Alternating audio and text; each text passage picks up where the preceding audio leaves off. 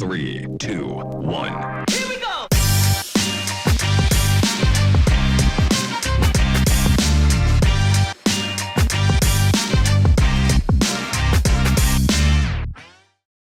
Hello, and for the final time, welcome back to the Texas Private School Podcast. Well, not the final time ever, the final recap episode of the 2022 football season. Guys, I know we're a broken record, but this has absolutely flown by. It feels like 2 weeks ago we were starting the first episode of the season, and now we are wrapping it up. It's crazy to think about, but as always, I'm one-third of your hosting crew, Wes Tolleson. Walker Lott and Ryan Schroeder joined me from College Station and Stillwater, Oklahoma, respectively. Guys, it's been a heck of a year, as some would say. I mean, I had such a good time being able to cover all of these games. Walker Lott, you first. We'll get more into our experience at State here in a moment, but just what are your thoughts on quick overview on what you saw this past weekend? Yeah, it was honestly a great weekend. I apologize if my voice is a little rough, but great week. Great to meet a lot of people.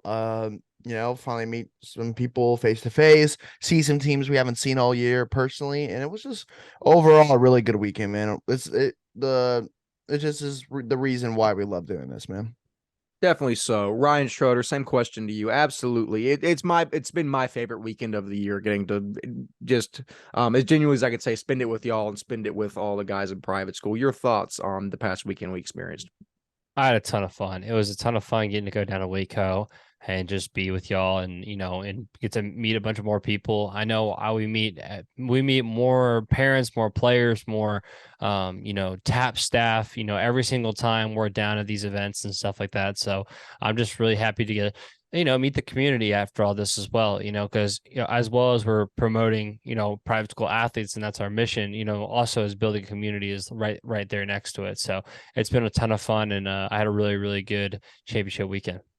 Definitely so. The time had to be really, really good if we enjoyed ourselves in Waco, Texas. No, just kidding. No shade towards Waco or anyone that goes to Baylor. But, there are – never mind. Hey, but also, both of our siblings go to Baylor. That's so a good point. That's why right? I get to I can rag on it. She'll rag on it, so I can rag on it as well. Right. But also, in all seriousness, shout out. I like what you said. Shout out to the TAP staff. I mean, we've built a really good relationship with them over the past 2 years. They're very friendly with us. They give us media credentials to go and do what we do on the field. So, I want to say a special thank you to TAPPS for genuinely putting on a great event this week. And everything went almost completely smoothly, aside from a quick fire alarm in the last game, which I'm sure we'll get to at some point.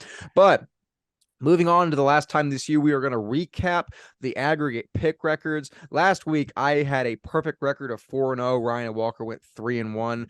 And guys, the pick record trophy is back where it rightfully belongs with its rightful owner. I have a whole acceptance speech and a transfer video that me and Ryan did as we were leaving. That'll probably be put out somewhere if I get around to it. I have it on my phone, but I'm so proud to have this. And honestly, I think we all did pretty well in our pick records this year. Ryan, I will give it to you. I finished 167-67. You finished 161-73. I finished with a 71% win record. Your percentage last year actually was better than mine by, I think, about 4 percentage points. You finished with a 75% win record last year. So although I win this year, you still have the best one overall. So congratulations to you last year. But, any quick thoughts, Ryan, you first, on the pick records overall this year? We did pretty well this year. I just going back through it, since I was the one that was usually trying to tally it up. There were some weeks in the beginning of the year that we started off really, really bad. Yeah. Like we're talking below 500 for about every last one of those. It usually comes when you start picking against Liberty at the beginning of the year, and then they start winning every game. That's usually what happens. And then picking against Fort Worth Christian, and then they start winning every game. But no, seriously though, we learned stuff throughout the year, learned about the teams, and shoot, Wes, you went 4-0 in the championship game, so that must have been really good for you. That's the second time someone's done that. You went 4-0 last year. So we always have to have someone that goes undefeated in championship, but it goes well. Walker Lott, for the final time this season, your thoughts on the aggregate pick record? Yeah, I think like St. Michael's and SES probably do a lot of those 84. But hey, that's technically still passing in college, so I'll take it. to wrap it up, their pick records more or less give us some credibility that we kind of know what we're talking about. I think that it's just a lot of fun to be able to compete, and it gives a good talking point week to week. So we're always very, very thrilled to do that. But that will conclude the conversation on the pick records for this year. Now we get to move on into some fun stuff and talk about the matchups that we saw this week. We're going to go D1 through D4 in order, starting with Parrish versus Prestonwood, the second game of the first day. Listen, Parrish just came out and did Parrish things. I'm going to be honest, I forgot to even put the final score in front of me. Was it 31-14? 38-14. It was 38-14. Sawyer Anderson looks even more impressive than he did in his freshman year. He had 256 yards passing and 2 touchdowns. Robert Burton was his main target, it seemed like, who had 70 yards receiving. Daniel Demery had a 36-yard pick six towards the in the second quarter, I think. And then for Prestonwood, AJ Sibley had 121 yards on the ground. He looked good in the loss. And listen, you can't knock Prestonwood for this at all. It's Parrish. I mean, that's just what it is. They're the best team in private school, bar none. And they can go out and beat most public school teams in the state. So, you have to take your hats off to both teams. But Walker, Parrish is the team that ultimately got the win here. Your thoughts on the Panthers' dominant effort? Yeah, that's 4 straight. I know in only a while, Shiner St. Paul, I believe now they are officially the 12th team in Texas high school football history to do 4 straight, with the other one of private school being Shiner St. Paul a couple weeks ago or last year. But that's just a mark of how good Coach Novikov is at his job. And, they have, the best talented roster in all of private school football, no doubt. But I think what is so impressive, of course, is, the coaching staff led by Coach Novikov does so good week in and week out for the past 4 years to get them to this point. Because remember, like when Preston Stone was his first and second year there, right?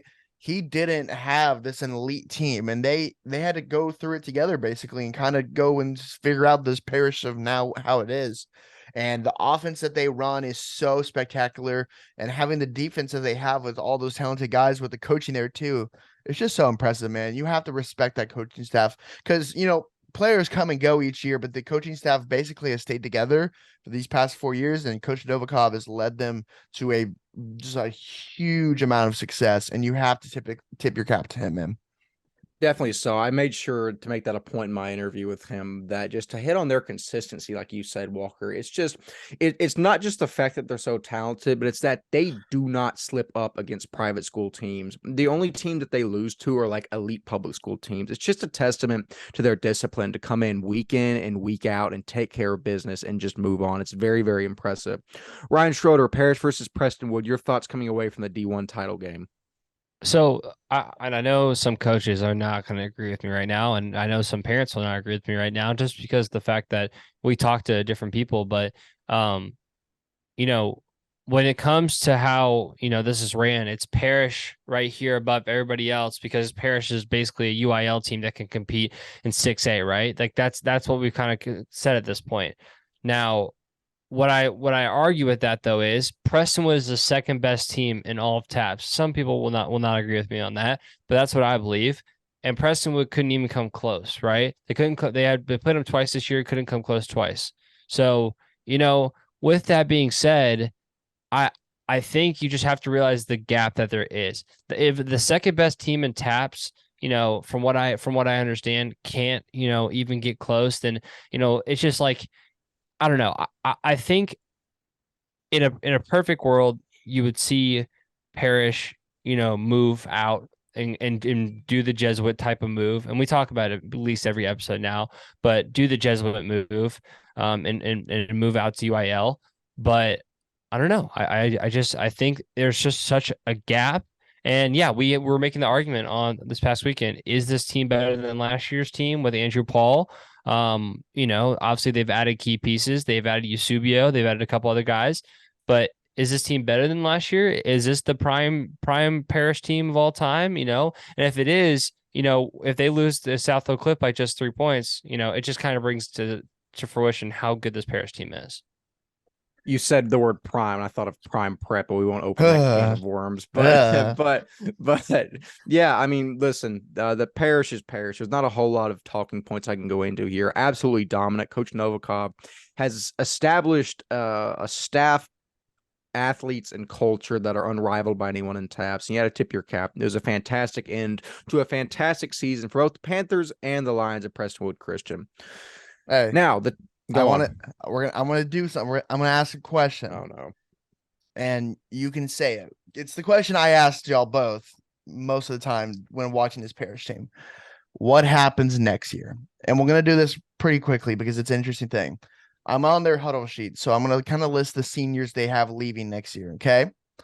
Daniel Demery, okay? Trey Williams, Austin Sadler, the center, James Cave, Cooper Malin, Aiden Gilmore, Cedric Mays, Kamsi Arinza, Bryson Blackmore, Seth Scott, Chase Burton, Ian Ussery, Conrad Binkley, Dylan Davis, the safety, and then Walker Anderson, the other corner, and then, others and others down the line.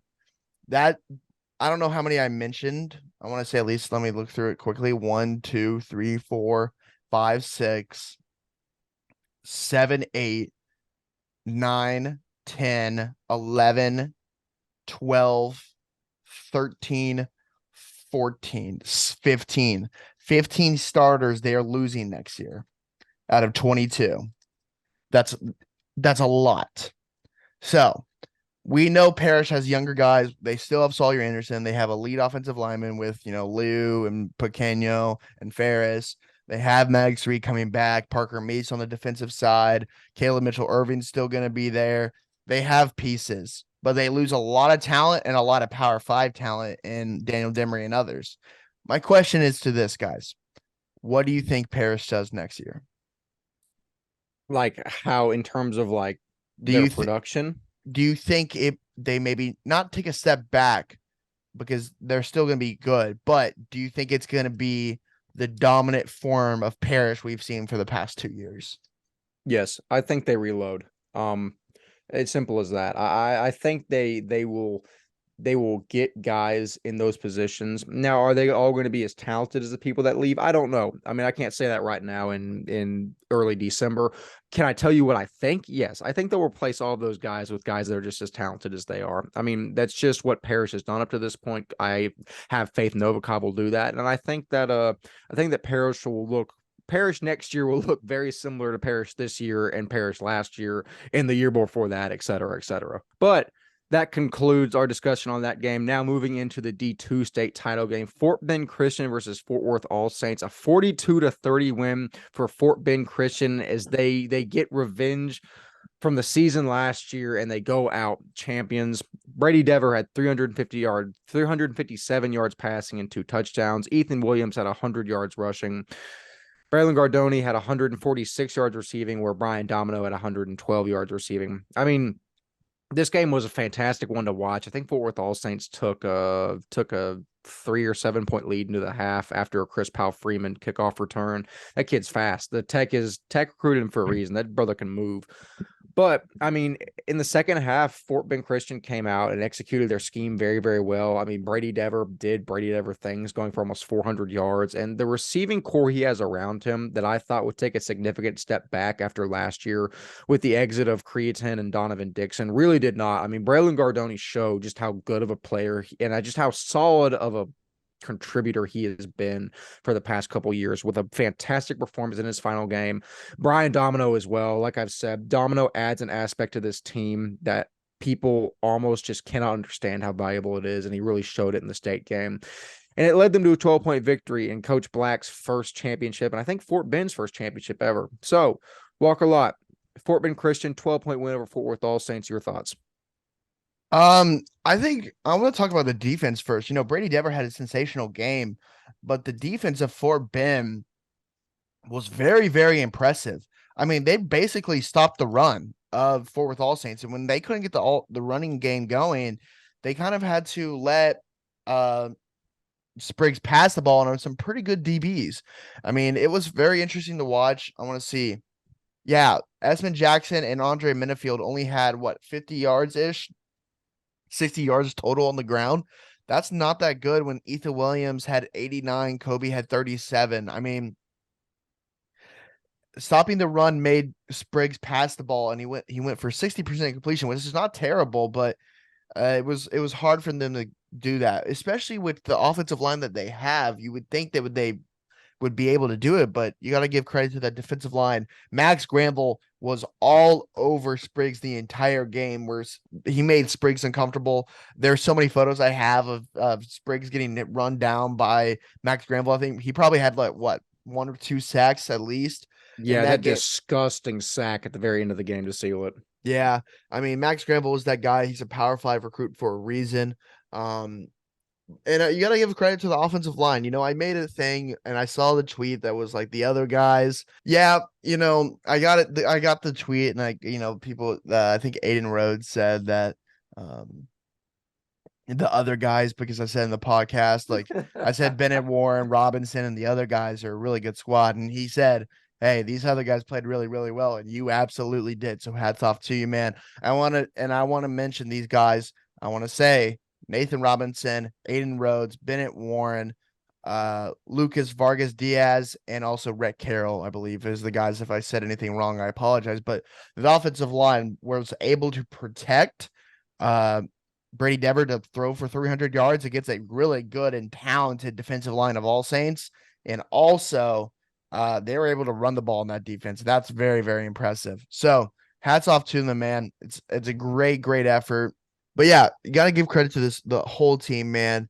They showed their dominance as the game went on, and especially the second half. They kind of just showed out, and it was very fun to watch, man. So great effort. Great legacy that Brady Dever lives, 100+ touchdowns in his career since his sophomore year, and ends out on a state championship. Hats off to you, man. You played a great game. Definitely so. Ryan Schroeder, I mean, it was probably it was the best game of the weekend to watch. Your thoughts on Fort Bend Christian winning state? I don't know. Was it the best game of the weekend to watch? I mean, DC Cypress Christian is a I mean, I don't know. I think this game was the more. I don't know. Actually, you raise a good point, but I mean, actually, it was 1-2 for sure. Like the D3 Yeah. and the D3 and the D2 game were because it kind of felt like Fort Bend had control in the entire second half, so they kind of got away with it. But then at the same time, like, you know, DC ran away with it as well. So, but yeah, Fourth All Saints was up 14-7 at halftime. It really looked like they were in the driver's seat, and you know, whatever Coach Black said to them in the locker room must have resonated with them, and they came out as a whole different type of human being in that second half. Let's talk about this. Dever threw 39 passes in that game. Just kind of shows you that Fort Bend loved to rely on their senior quarterback in this game, and he got it done for them for sure. I mean, you know, that all the stats will tell you that he threw for the 357 total yards and 2 touchdowns, and you know, he was that guy. So shout out to Brady Dever, but I really do have to talk about this Fourth All Saints team. They have played a great year this year. A team that, you know, you would have counted out after seeing some of their losses, but they played a really hard non-district schedule, right? They play Nolan Catholic, a team that's severely underrated just because they play in the north of D1. They get a good win against TCA Addison. Holland Hall is a Tulsa school, and they're pretty trash. But Prestonwood is a hard game. They played them by 3 points. The Pennsylvania game was a whole trip that you know, turned out whatever. But yeah, Midland Christian, another hard game. Then they get into their own, you know, that's the whole, and then Midland Christian's their own district, Liberty Christian's their own district.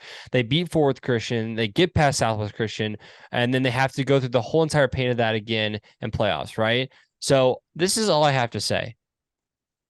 For the All Saints went through a lot this season to get to the state championship. A lot of injuries, a lot of just overall painstaking, like, obstacles in their way in order to get to the state championship. We counted them out, you know, in my opinion. Although they were favorites from the beginning of the year, there was our thoughts at the end of the year that Liberty was the favorite, right? Well, they proved us wrong for sure, and a heck of a year. But yeah, I mean, there's nothing you can do about Brady Dever. And Brady, I want to tell you this.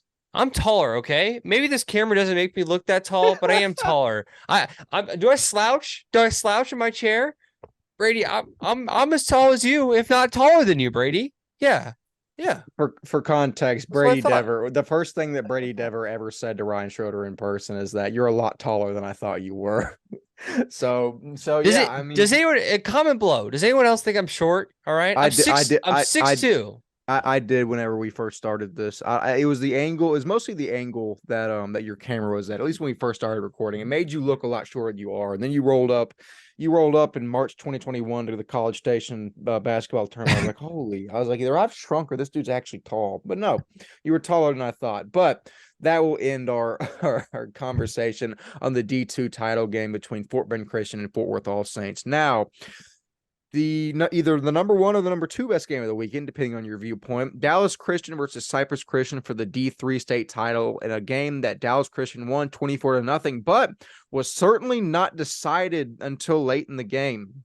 You know, DC only took a 10-0 lead into the half, but in terms of stats, Zach Hernandez was the MVP in this game, in my opinion. He had 134 yards on the ground. The kid was an absolute workhorse for the Chargers all season, and it was very, very fulfilling to see all of his hard work pay off in the form of a championship at the end of the year. If Zach Hernandez wasn't the MVP, then it was certainly Speedy Nettles, who had 4 receptions for 102 yards receiving, including a 72-yard touchdown on a screen that he took to the house. I mean, the kid is a Power 5 recruit for a reason. I mean, he's that good. I'm going to be really excited to see how he performs in his final season next year and where he ends up deciding to play collegiate football, because he is one of the best talents in the 24 class for sure. Also, DJ Lampkins on the defensive side had a 72-yard scoop and score, as well as just being a defensive force all game. I mean, he was a guy that I think was very under the radar, a guy that we hadn't talked about enough prior to this game, but he really made a name for himself in the state game. So you just have to take your hats off to DJ Lampkins. But Walker Lott, this game was much closer for a much longer the time than we thought it would be. Your thoughts on the D3 title game? Yeah. I guess we'll first talk about this. Cypress Christian, you know, we all picked against them, and because there is a lot of unknown, and it's probably an easier track to get to the state championship from the South, and we had a lot of just kind of doubt about this team. I will give them this. You gained a lot of respect after the state championship game, and you should be very proud about that. You came in with the best game plan, the more honestly, the start, the more disciplined team probably, and y'all just came in ready to play, ready to execute a game plan that Coach Hogan put in beautifully. They decided we're going to run the ball and we're going to drain that clock as much as we can. And we're going to play really sound defense. And they made Luke Carney uncomfortable. And besides two kind of maybe couple big runs by Zach Hernandez, it was a pretty good game by this defense for Cypress. They made multiple sacks on Carney, I believe, right? And I want to give my cap to them. Like, I want to say, I'm going to say some of the names. I have the sheet in front of me. Number 50, Andrew Owen, the junior defensive lineman, got a couple sacks, who was very, very impressive. JD Potts was one guy at the linebacking position. Preston Hamrick was impressive. And then, what about Maxwell Landry playing both sides of the ball and being a monster on both sides of the ball? Very surprising and very, very impressive. Very, very impressive. And, 91 yards on the ground for Landrum. Warren had 28 yards. Warren Hayduck. And so you got to give credit to the offensive line against a pretty good defensive line of DC. Now, and I got to give my respect to them, because they earned my respect after this game, because they came in with a great game plan. They executed it really, really well. And honestly, if Landrum doesn't fumble that one ball, it could have been a 7-3 game maybe at the half. That's how good they were playing their game. But as good as they were doing it, DC was playing bend not break defense, and they played it honestly perfectly and shutting them out. They would drive, get the 3 to 4 yard gains, but anytime you think you had a little bit going into like the 35-yard line of DC, it would be over. Like they wouldn't let you even farther. And DC's defense came to play in that second half, especially, and kind of shut down their offense. And you have to tip your cap to them. Even though Landrum was a monster trying to run the ball, that defense just was there to make that stops drive after drive after drive, and you have to tip your cap to them. Cyprus played an amazing game, but I think just the better team came out on top. That doesn't, I mean, that's not discrediting Cyprus because they had a great game plan, but what a team and what a win by Coach Wheeler and these guys. And as much credit as we give Chris Hogan and this coaching staff, you have to give Coach Wheeler and his coaching staff being able to execute a game plan, because we know Coach Wheeler comes to play with his defense week in and week out, and he has them perfect most weeks, and he did again tonight.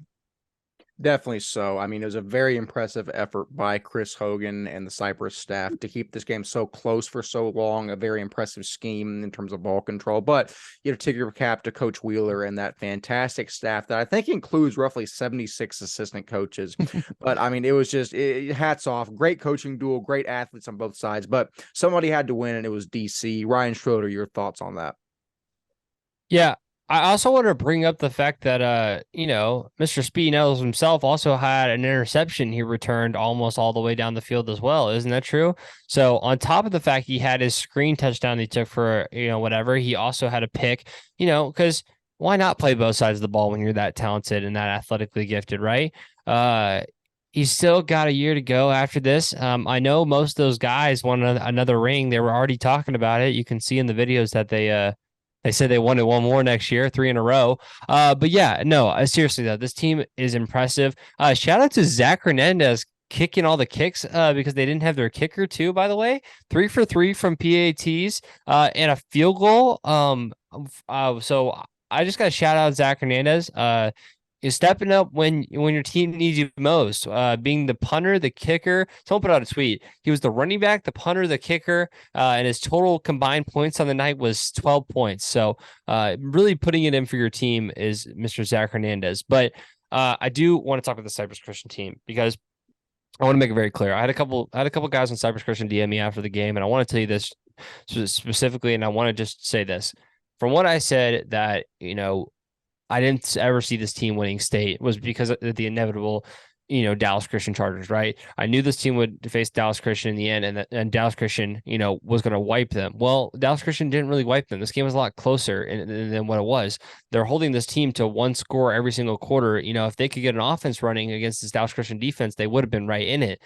But with that being said, this is what comes. This is the reason why I start to question, right? Is 4 seniors are on the Cyprus Christian team, right? You have Preston Hamrick, you have Maxwell Landrum, you have Christian Slavic, probably and Luke Ramirez, right? Those are your 4 seniors. Now, your main senior is Maxwell Landrum, right? And I'm about to say this exact same thing for Lubbock in a second, but you have to figure out a way that the ball isn't relied on just one player the entire time, right? Because if you can have someone step into that leadership position next year, then that's going to be what you have to do. I think currently the offseason strategy is how do we replace Maxwell Landrum, and can you replace Maxwell Landrum in order to make that comeback next year? You want to play Dallas Christian again, you have to figure out the offense because the offense ran on Maxwell Landrum. I think that's a big thing for Cyprus next year, right? Because you lose Cody Andrews as your star running back a couple years, like last championship, and Jackson Owen and Griffin Fisk and all those seniors, right? They lost a lot of big senior class, but you still had the star in Maxwell Landrum. Now you don't have Landrum to play both sides of the ball and quarterback. So that's going to be the huge thing, question mark, going into the offseason for Chris Hogan. How do you replace Maxwell Landrum? And can you even replace Landrum? And if you can't, how do you bring this team to find other players that can, like, not just one guy replace him, but the other guys on this team replace him? And that's gonna be interesting to watch. I was also gonna say this. Isn't that Holy Cross team a lot younger too? Right? I mean, Gibby's there, right? I don't know. LaRudy's gone. Xavier Garza's gone. Is Joe Angel Perez gone? I don't know. I think that he would is. be a big loss. I think he is. Well, see, they have a lot to replace, but I do think. I was just gonna say, yeah, like your path is still gonna be, although it's one of the easier paths, you're still gonna run into teams like a Holy Cross next year, and a senior Gibby Alvarado, right? So, that's what I have to think about in that situation. Yeah, you're, I mean, no, it'll be you would interesting. a junior Gibby. He's a 25. But Oh, yeah, I didn't. Mhm. Oh, yeah, I thought it was yeah, no, 24. no, he's just no. 25. But Joe Angel is a senior. You also lose Isaiah Forlez. So I mean, the South and Division 3 is going to be kind of an interesting thing to watch next year. With some younger teams coming to rise, and it's going to be interesting to watch for sure. I definitely think so. But after that extensive sidebar, that'll conclude our thoughts on the D3 title game. Now moving into the final game we have to recap, the Division 4 title game between Lubbock Christian and Shiner St. Paul. Lubbock Christian thwarts Shiner's what's the word here? Thwarts Shiner's efforts towards a fifth straight state championship with a win 57-20. Bax Townsend had almost 600 yards of total offense. He had 15 carries for 151 yards rushing. He went 22 for 28 for 447 yards passing, and maybe the best single game performance we've seen in a state championship game between the three of us. I mean, we have a small sample size of covering this, but I think I can say that pretty safely. But maybe barring Andrew Paul last year, but I still think Bax might have the edge. But Brady Simmons was Bax's leading receiver with 7 receptions for 181 yards receiving. There were 8 different receivers for Lubbock Christian. Just shows you how prolific this offense is and how the softly scheme really works down there in Lubbock. Shout out LSCSN, our guys at Lone Star Christian Sports Network for the stats. John Walk, Dan Morgan, all of them.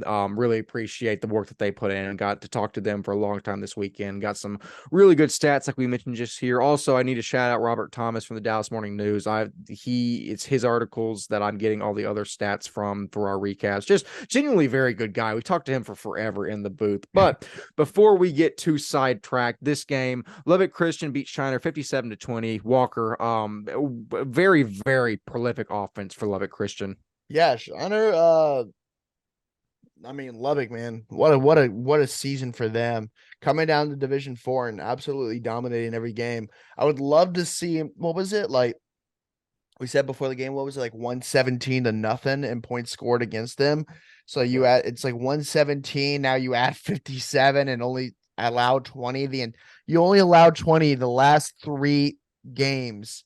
That's just what a season for Coach Softly and those guys, man. Defensively, offensively, their squad was really, really good. I mean, just so impressive, and you have to give your credit to them. It's gonna be interesting to see. I know they have already their kind of quarterback ready to go when Bax leaves, but Bax, man, what a legacy coming in last year and just setting the tone, man. I was like so impressed to watch him play. He's gritty. He does what the dirty work of just getting those extra yards, and then he goes on defense and stops a lot of big time plays at that kind of the safety linebacker hybrid position. And man, I know it's gonna be sad to see him leave next year, but this whole team does not just revolve around him. All over those team, they have very influential guys that made a lot of big time plays. So it's gonna be sad, of course, to see him leave. But they had guys like Luke Lee, I know, Luke Zuniga, Joseph Joseph Fernahue. yeah, number 1. And Yeah. then Hayes Hubick, the number 6, made a big role as a freshman. That's gonna be good. Joshua Haley, and then what was the other guy they always said? They have Luke Lee too. Yeah, so they have a couple guys who really made an effort. But senior class leaves on a bang. Now the Shiner team, right? Shiner St. Paul, goes to their 5th state championship. They win 4 out of 5. And I know probably Coach Waxsmith and his son wanted to win his senior year together, but what a legacy that the Waxsmith, especially Jacob, leaves at there. Elliot Peters, a great offensive lineman for them too. A lot of those guys, man. But you have a couple. You have Nate Buttaker back next year. Charles Pilot, remember number 1, Wes, that looked pretty good athlete. So they have a couple guys that can come back, and it's gonna be interesting to watch. But what a way to the senior class to help out, because we talked about Zach Johnson and Noah Bodeker last year because they were big influential guys, but this senior class helped those guys for 3 state championships. So hats off to them on a great career at Shiner St. Paul. Absolutely. Just it's so impressive to appear in 5 state title games, let alone win 4 straight. I mean, don't be surprised if Shiner finds their way back here next year. Ryan Schroeder, your thoughts on Lubbock Christian getting a 57-20 win over Shiner in the Division 4 state title game?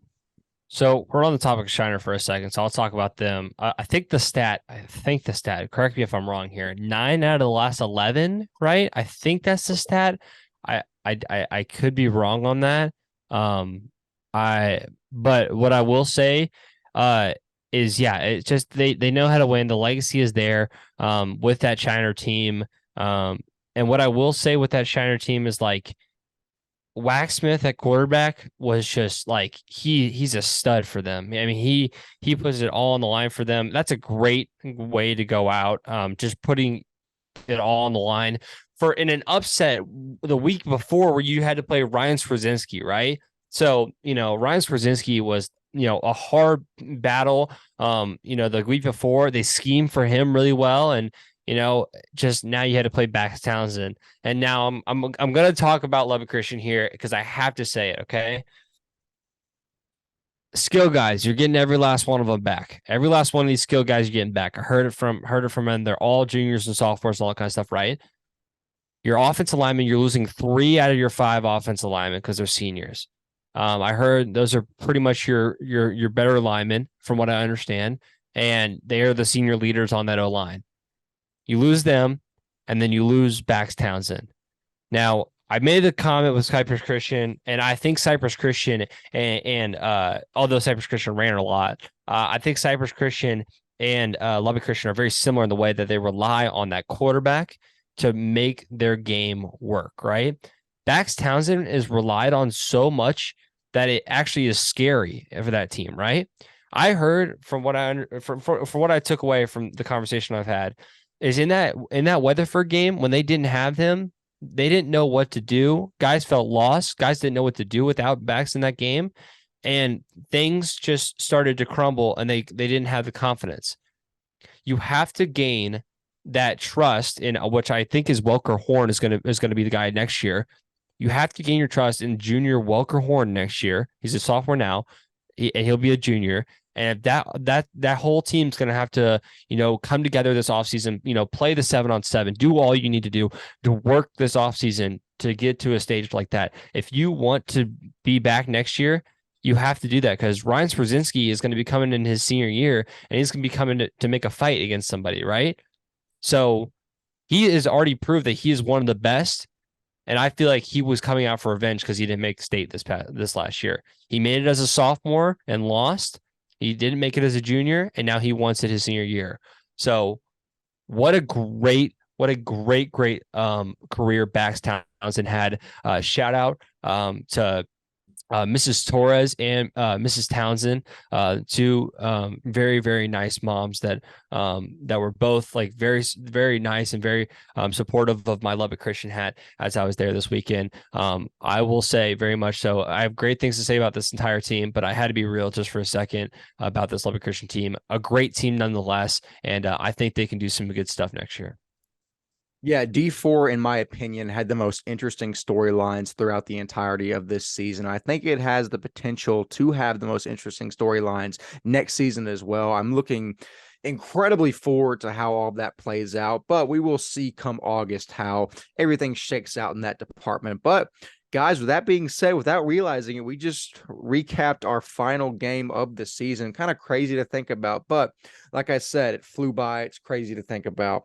Now, moving on into this kind of our last little other news segment to wrap all these things up, we're going to talk about things that we didn't have on our TAPPS State bingo card, things that stuck out to us and surprised us a little bit. So, Walker, it was your idea. It was either your or Ryan's idea. Whoever's idea it was to put the first bullet point up there, please discuss it.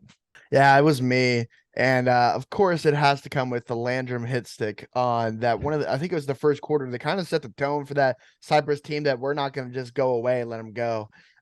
Well, because, usually quarterbacks don't play both sides, but, Landrum, let alone lay the wood. Right. Landrum comes out both gloves, right? He takes them off for offense, puts them back on for defense.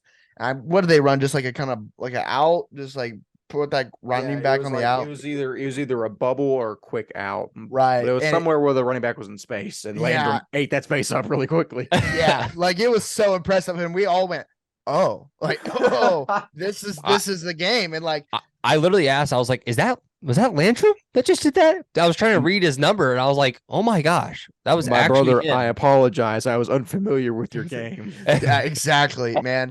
I don't. Hey, if he doesn't want to play quarterback at the next level, some coach will find him at Mike linebacker next year, and he'll love him there. So, that was crazy. Yeah.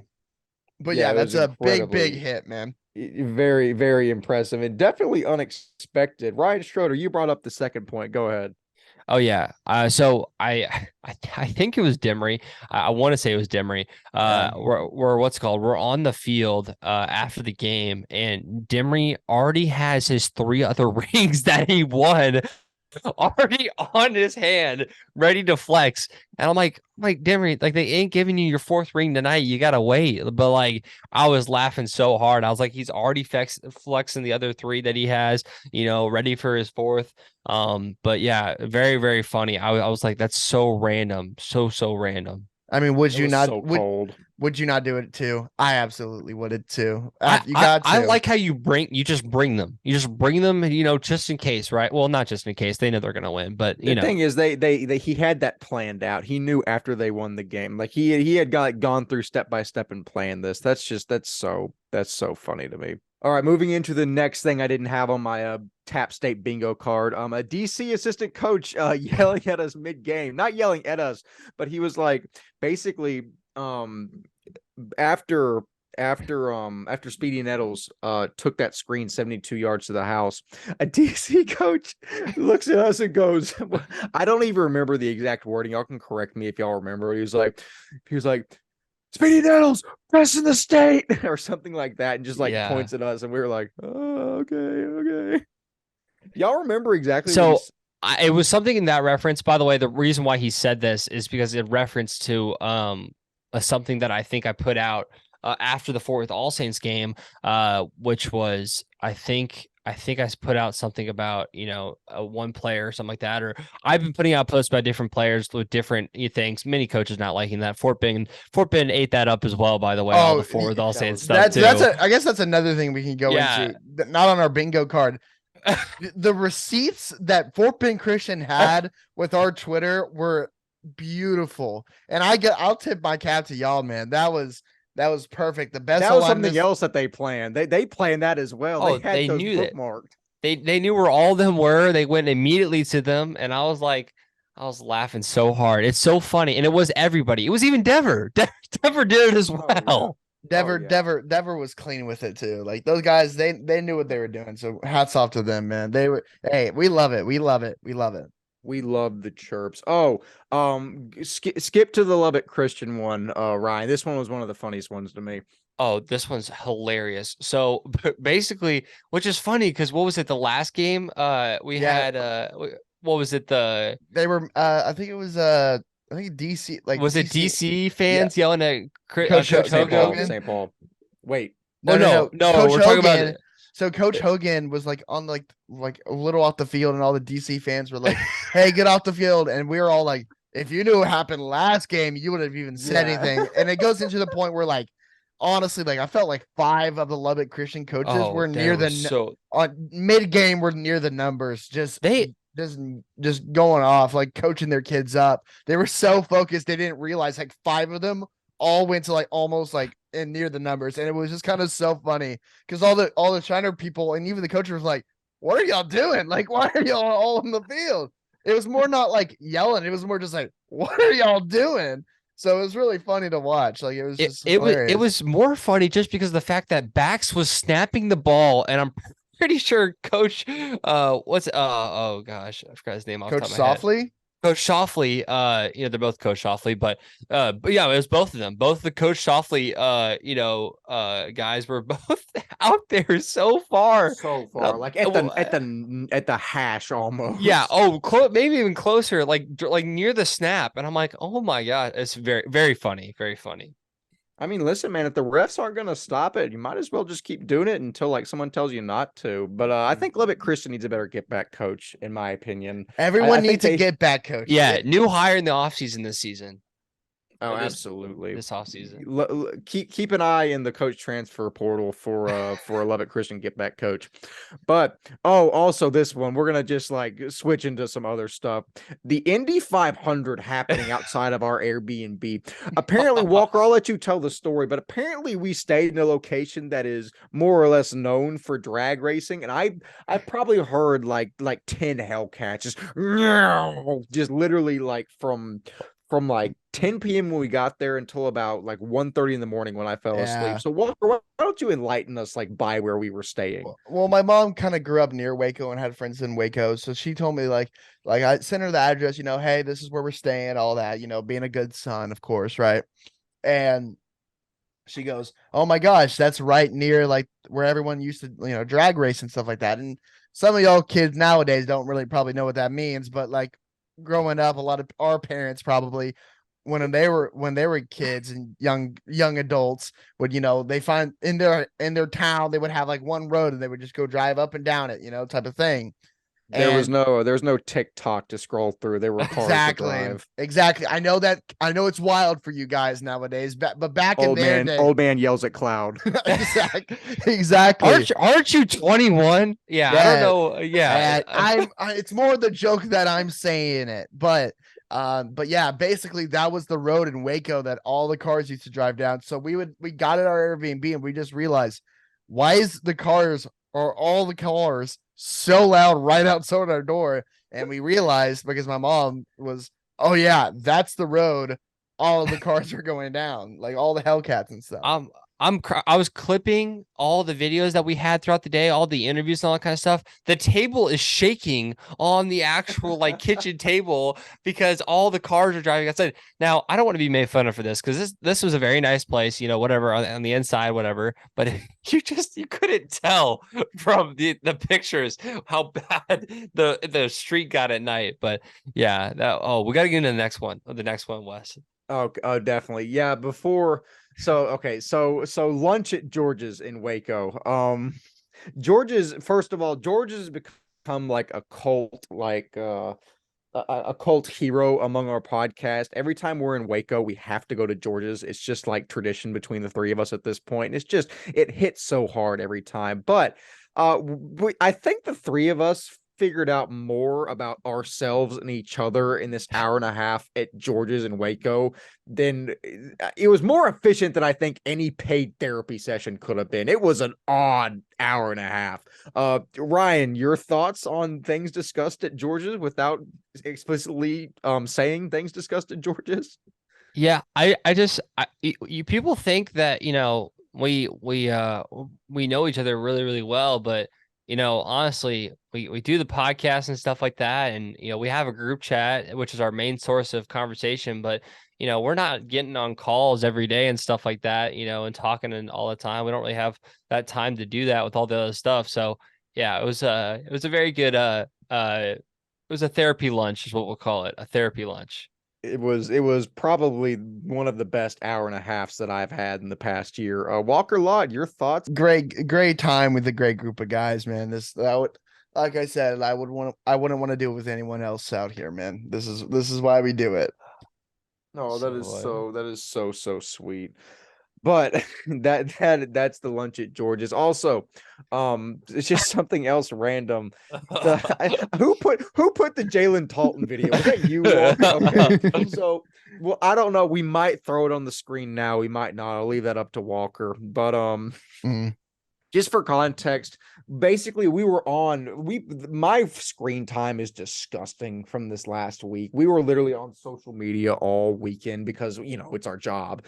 But long story short, on the podcast account, we only follow like 3 accounts. So the only thing that popped up at the top of our home screen all weekend was the video Ryan took of Jalen Talton hitting probably the nastiest Euro of all time. So before we were just messing around before we started rolling before we started shooting one of the post game recaps. And I was just like, oh, oh, Jalen Talton. Oh, you're a stud. Man, that's what that video is. Should have gone on the screen. I don't know.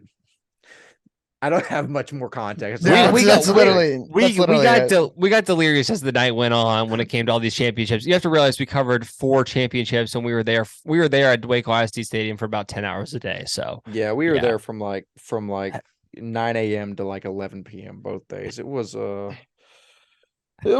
something, man. But another thing I didn't have on the bingo card.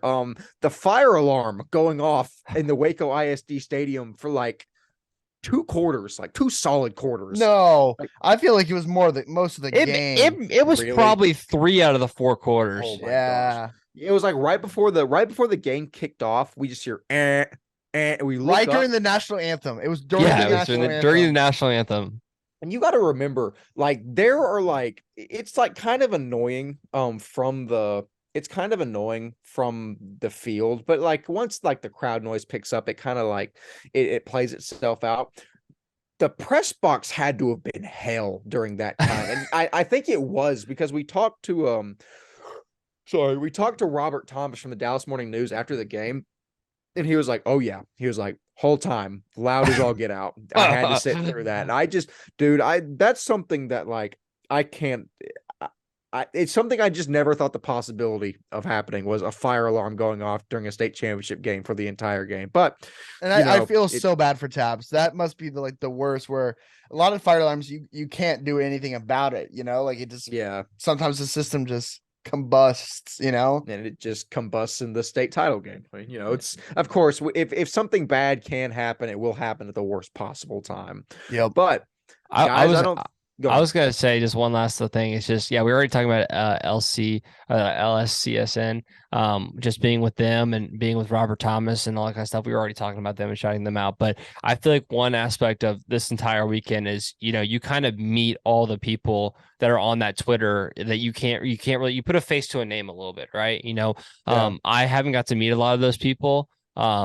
In general, we read all these articles. I mean, shoot, how many times has Robert written an article that we've read that we didn't even know, right? A lot, probably. Yeah, and so it's like, and it comes to, I mean, obviously we know the LSCSN guys, but no, it is really cool getting to meet all of them and really getting to talk to all of them and getting to have that community time with not just the parents and like the players and the coaches and stuff like that, but even the other media as well, because we're trying to build a community just larger than just us, right? We want to be compatible with other sources to make the most out of everybody and make the most out of trying to better represent high school athletes in private school. I mean, well, guys, I think that ends all the things that we didn't have on our bingo card, all the unexpected. This is like no context TXPS in an episode segment. That's literally what like the last like 10 minutes was. But also, we're going to move into our final segment for this episode. We're going to say the top players that we saw this year. It's just kind of off the top of our heads. This isn't really definitive. It's one offense and one defense. I'm blanking on a defensive player because my well, you want me to go first? You go first. You go first, Walker. So I went to a lot of games, but not a lot of private school games. But I want to say the one that really impressed me on defense was Parish DB Kamsi Arinza in the South Oak Cliff game. I believe he had a pick and some other stuff. He played a really good game.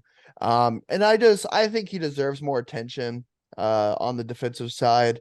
I think he should get a couple better offers than he has. I don't know what offers he has on the top of my head. I just think Kamsi is a good player, man, and he's a really good athlete at 6'2", 200 of like a safety role. He's a good player, man. I thought he played really, really good the times I saw him. And the other guy, I think on the offensive side, I had to be Kyle Morgan in that Fort Bend game. He went off, and it was so much fun to watch him just dominate every other team he played. He's a great player, and I think he deserves D1 attention. And if not, I hope if he wants to walk on somewhere, I hope he absolutely finds a great place to do it. I think he's a really good player. The other defensive guy, I'm going to say another Parish guy. I think James Cave is such an underrated talent, man. I love James Cave. I think he's a great player, big, nasty. He's a great defensive end. The college is going to get very lucky if a college sneaks in and tries to offer him late. They're going to find a great asset in James Cave. Completely agree. I think Cave is such just a good collegiate prospect. I think if he gets more, like, I think if more people just get eyes on him, he will receive more offers. I think he has Oh, a great yeah. opportunity at Paris to do that. He's just a fantastic athlete. But in terms of mine, I'm going to say there's a tie on offense and defense. I'm going to say there's a tie for first on offense. Cole Allen, first of all, just whenever I saw him play St. Thomas in one of the opening games of the season, he had a catch that was just one of the craziest things I've ever seen. It's just you don't expect it looking at him because he's not overwhelmingly, physically imposing, but he is just so freakishly talented. And just for only a sophomore, 2 more years, he's just so good. So it's him, and then the other guy's Brady Dever. I mean, Brady Dever, just for the fact that he is probably the best pure gamer I've ever seen. It's just if speaking in basketball terms, if the clock is ticking down and somebody has to make a three to win the game, you want the ball in Brady Dever's hands. I mean, I saw that all season. I saw it all last season. I just think he's one of the best offensive players I've seen so far. In terms of defense, I hate to go back to Fort Bend. Max Granville, man. Max Granville is a monster. I remember I was talking to Walker before the D2 title game, and I basically just said, Granville is elite, but the best thing about Granville is he does not disappear. He does not just go radio silent. He doesn't have these huge games and then just do absolutely nothing. He is consistently wreaking havoc. He's having to fight through double teams. And he's just consistently making impacts on the game. He did it every game in the playoffs. It was just incredibly just fun to see. Great talent, Power 5 recruit for a reason. Ryan Schroeder, to finish us off here, who just give us your top players on offense and defense. Okay. They're in the same district, so I have to bring that out front first. My offensive guy, although I only saw him once in person and he was a stud in their loss, and I saw him throughout the entire year on live streams in, my little cave here. The War Room. The War Room. Sorry, I almost forgot the name of it. Brady Janusek. I mean, he is a stud, and it is proven that he has been a stud. Let me read this out to you. By the way, this was posted on November 2nd. This was his end of this regular season stats: 63 receptions for 1,044 receiving yards, 13 touchdowns, 32 carries for 244 rushing yards, and 5 touchdowns, 35 tackles, 3 interceptions, 8 pass breakups, and a fumble recovery. That was his 2022 season, and he was only a sophomore. So I think you can understand why the 6'3", 190-pound, 4.2 GPA stud is probably deserving to get looks at right now. I could definitely see him just evolving over the years. That team is only, I feel like, it's going to get better. And definitely with Janusek, he kind of like makes that team, Vaughn was a big part of that team too this year, but, Janusek just really helps. Like, he is the definition of an athlete for this team. Right. So shout out Brady Janusek, definitely probably my, I loved how I got to see him over the entire time on the live streams and then saw him in person against All Saints. It was kind of like, the final boss of seeing Brady Janusek. But no, my defensive guy has to, without a doubt, be Robert Sanders. I think you can understand, Robert has been, just that guy this season. I want to look at his stats for sure, but he plays his position so well. And he's such a scary guy to match up against, right? Not a guy that you ever want to just, yeah. I'm gonna tell you right now, there are teams that were afraid of him for sure, just because of how smart he is, how much time he takes to get to read into a playbook. And he honestly is just someone that will go the distance, do whatever it takes in order to win. Princeton commit, and he's the 3-star. Yeah, I think he's the first 3-star, from what I heard, first 3-star in Princeton history, and they are so excited to have him there. Apparently, I think when they went up to Pennsylvania for their game earlier this year, he got to go see Princeton, and I think Princeton's in Pennsylvania, right? I'm not crazy for that. Probably. It's almost midnight. I'm not going to be able New to tell Jersey, you New that. Jersey, New Jersey. Well, I bet it was close enough where he went over there as well. But basically, they saw him and they were really excited to have him. So yeah, Robert Sanders, a stud, and there's a reason why people are scared to play against you. You are definitely one of the best defensive players I've seen this year. Yeah, it Definitely is. so. Yeah, Princeton's near. They're right. Philadelphia, or sorry, Pennsylvania and New Jersey are like right next to each other. So you're right. Continue. I should have known that. My dad's from New Jersey and went to school in Philadelphia. Sad. But yeah, I mean, that's a segment we like doing at the end of each year. It's always fun on a recap episode to say like who are some of the best players we got to see in person. It's just it's fun. It's a good way to bring the season together and just give some more shine to players that deserve it. But with that being said, that actually concludes all of the content we have to get through this episode. It was just such a fulfilling time for me to be able to be in Waco this weekend. And like y'all both, I'll echo what y'all both said. Building this community is the most important thing to me. I love getting to just meet people, shake hands, talk to everyone involved in private school football and private school sports. It makes me happy and fulfills me in a sense that, quite frankly, I don't think anything else does. So I'll get off my soapbox and quit being sappy for a moment. Walker Lott, your closing thoughts on the episode in this 2022 football season. Yeah, just thank you. I guess that's the end of the bottom of the line is just thank you for letting us do this and tuning in every week. It's been so much fun doing this. It's something I haven't there's some joy from this that I haven't had before in my life, just being able to cover guys. And there were moments this weekend that I just remember and I'm like, yep, that's why I do this. Like this is why we do it. And it's just so much fun that we were able to bring so much like just happiness and joy and a little bit more to y'all. And I know high school football only lasts for 4 years, but I'm glad we're able to make these 4 years much better than they are already. And even that's already even good. We just top it off and make it a little bit better and in many ways. So I'm just thankful for y'all just tuning in every week.